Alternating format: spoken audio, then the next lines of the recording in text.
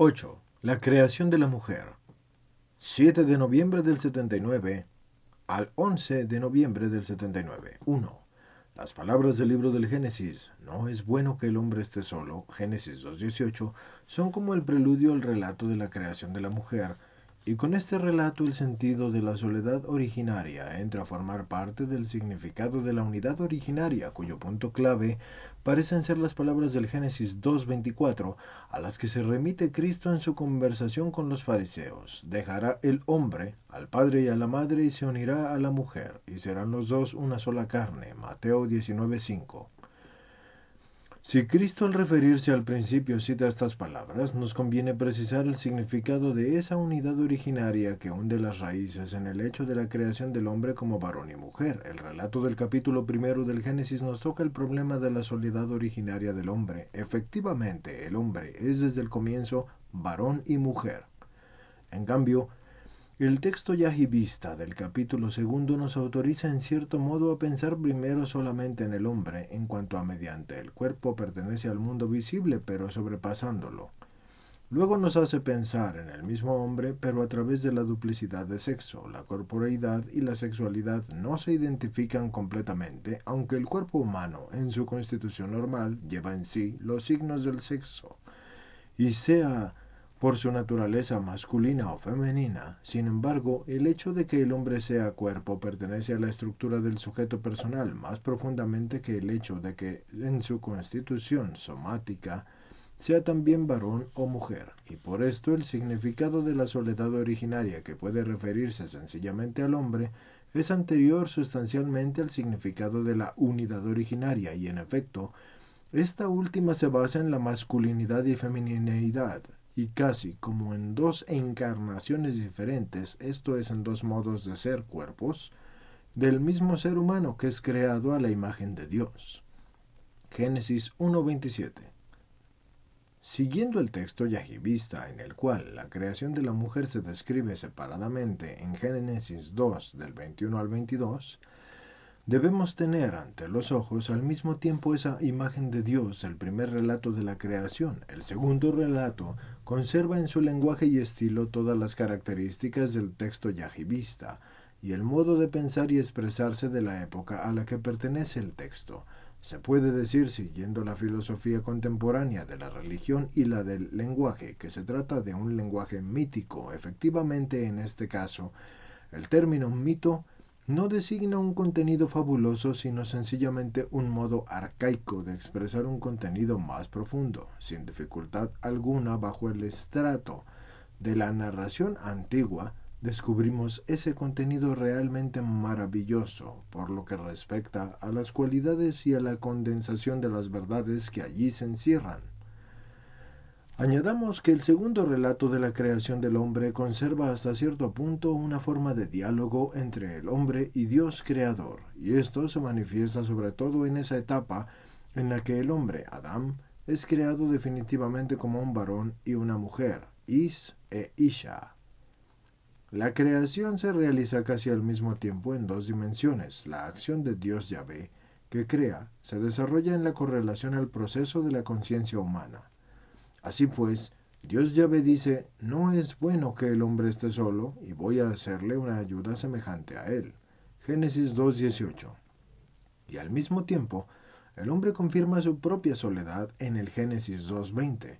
A continuación leemos, hizo pues Yahvé Dios caer sobre el hombre un profundo sopor, y dormido, tomó una de sus costillas, y cerrando en su lugar con carne, y de la costilla que del hombre tomara, formó Yahvé Dios a la mujer.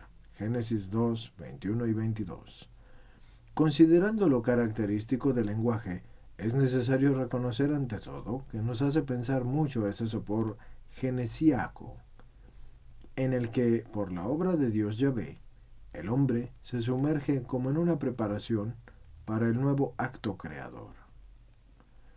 En el fondo de la mentalidad contemporánea habituada a través del análisis del subconsciente a unir al mundo del sueño contenidos sexuales, ese sopor puede suscitar una asociación especial. Sin embargo, el relato bíblico parece ir más allá de la dimensión del subconsciente humano. Si se admite pues una diversidad significativa de vocabulario, se puede concluir que el hombre, Adán, cae en ese sopor para despertarse como varón y como mujer. Efectivamente nos encontramos por primera vez en el Génesis 2.23 con la distinción del is y la isha, y quizá pues la analogía del sueño indica aquí no tanto un pasar de la conciencia a la subconsciencia, cuanto más bien un retorno específico al no ser. El sueño comporta un componente de aniquilamiento de la existencia consciente del hombre, o sea, al momento antecedente de la creación, a fin de que desde él, por iniciativa creadora de Dios, el hombre que estaba solitario pueda surgir de nuevo en su doble unidad de varón y mujer.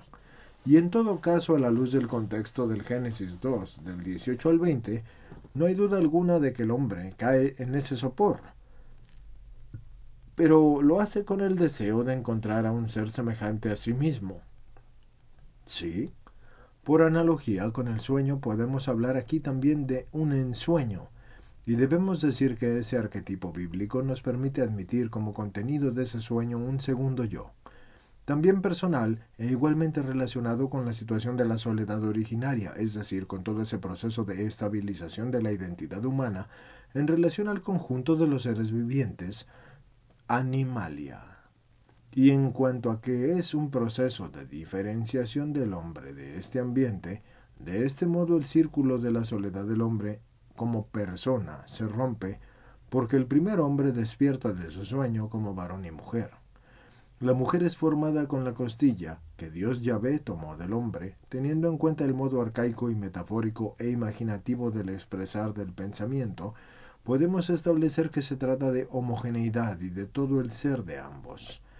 Esta homogeneidad se refiere sobre todo al cuerpo y a la estructura somática y se confirma también con las primeras palabras del hombre a la mujer creada. Esto sí que es ya hueso de mis huesos y carne de mi carne.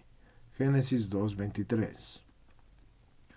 Y sin embargo las palabras citadas se refieren también a la humanidad del hombre como varón, y se leen en el contexto de las afirmaciones hechas antes de la creación de la mujer, en las que aún no existiendo todavía la encarnación del hombre, ella es definida como la ayuda semejante a él. Génesis 2.18 y 2.20. Así pues, la mujer en cierto sentido es creada a base de la misma humanidad. La homogeneidad somática, a pesar de la diversidad de la constitución unida a la diferencia sexual, es tan evidente que el hombre como varón, despertando de su sueño genético, la expresa inmediatamente cuando dice: «Esto sí que es ya hueso de mis huesos y carne de mi carne». Esta se llamará varona porque del varón ha sido tomada. Génesis 2.23. Y de este modo el hombre como varón manifiesta por primera vez alegría e incluso exaltación de las que antes no tenía la oportunidad porque le faltaba un ser semejante a él. La alegría por otro ser humano o por el segundo yo domina en las palabras del hombre como varón pronunciadas al ver a la mujer, hembra. Todo esto ayuda a establecer el significado pleno de la unidad originaria y aquí son pocas las palabras, pero cada una es de gran peso.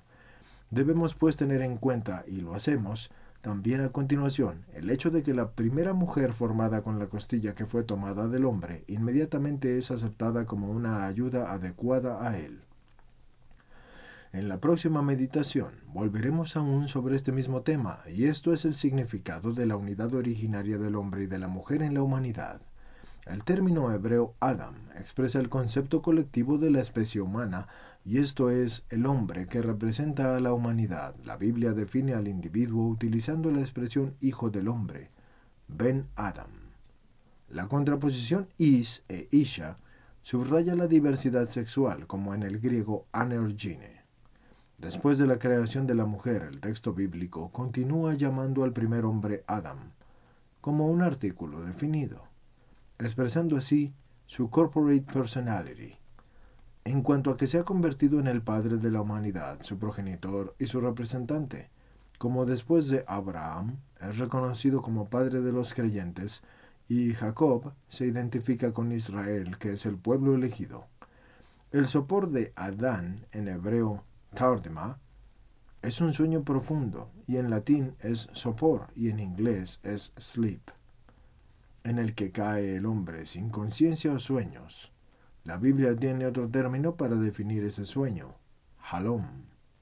Génesis 15, 2 y Primera de Samuel 26 al 12. Freud, en cambio, examina el contenido de los sueños. En latín es somnium y en inglés es dream, los cuales, formándose con elementos psíquicos rechazados por el subconsciente, permiten, según él, hacer emerger en ellos los contenidos inconscientes que en último análisis serían siempre sexuales. Esta idea es naturalmente del todo extraña al autor bíblico. En la teología del autor yahvista, el sopor en el que Dios hace caer al primer hombre subraya la exclusividad de la acción de Dios en la obra de la creación de la mujer. El hombre no tenía en ella participación alguna que fuera consciente. Así que Dios se sirve de su costilla solamente para acentuar la naturaleza común del varón y de la mujer. Sopor o tardema es el término que aparece en la Sagrada Escritura cuando durante el sueño o directamente después del sueño deben suceder acontecimientos extraordinarios. Son mencionados en el Génesis 15, 12, en la Primera de Samuel del 26 al 12, en Isaías 29, 10, en Job 4, 13, 33 y 15. Los 70 traducen tardema por éxtasis o éxtasis. En el Pentateuco, tardema aparece también una sola vez en un contexto misterioso, y Abraham, por el mandato de Dios, preparó un sacrificio de animales, ahuyentando de ellos a las aves rapaces. Cuando ya estaba el sol para ponerse, cayó entonces un sopor sobre Abraham, y así fue presa de un gran terror, y lo envolvió densa niebla. Esto está en el Génesis 15:12. Entonces precisamente comienza Dios a hablar y realiza con él una alianza que es la cumbre de la revelación hecha a Abraham. Esta escena se parece en cierta manera a la del huerto del Getsemaní. Jesús entonces comenzó a sentir temor y angustia, Marcos 14:33, y encontró a los apóstoles adormilados por la tristeza, Lucas 22:45. El autor bíblico admite en el primer hombre un cierto sentido de carencia y de soledad. No es bueno que el hombre esté solo. No encontró una ayuda semejante a él, y aún casi de miedo. Quizás este estado provoca un sueño causado por la tristeza, o quizás, como en el caso de Abraham, por un oscuro terror, de no ser como en el umbral de la obra de la creación. La tierra estaba confusa y vacía, y las tinieblas cubrían la haz del abismo. Génesis 1:2.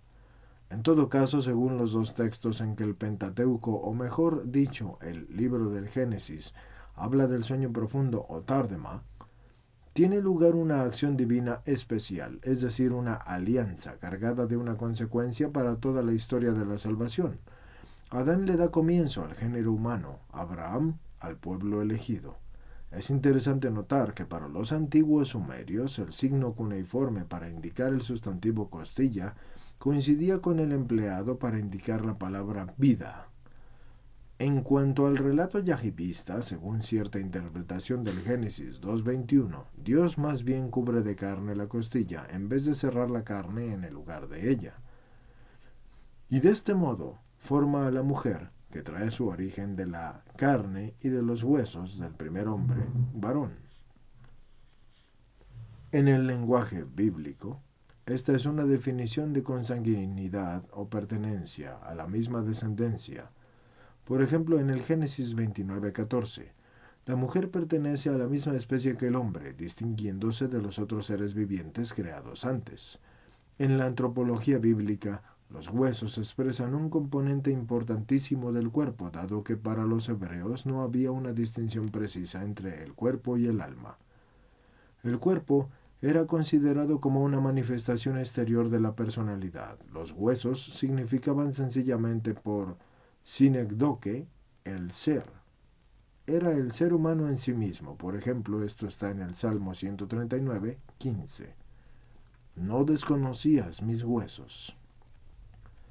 Se puede entender, pues, hueso de los huesos en un sentido relacional, como el ser del ser.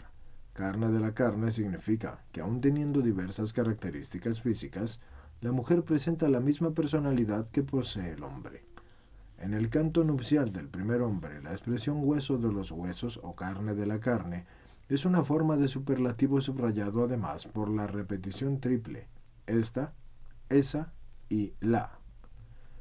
Es difícil traducir exactamente la expresión hebrea sesir o kenegdo, que se traduce de un distinto modo en las lenguas europeas, por ejemplo en el latín adiutorium, el convenience sicut oportebat juxta eum, o en alemán ein Hilf die ihm entspricht, o en francés egal vis-à-vis de lui, o en italiano un aiuto che gli si asimile, o en español como el que le ayude, o en inglés a helper fit for him, o en polaco odopognia al aniego pomoi. Porque el término ayuda parece sugerir el concepto de complementariedad, o mejor, de correspondencia exacta. El término que es semejante suena más bien con el de similitud, pero en el sentido diverso de la semejanza del hombre con Dios.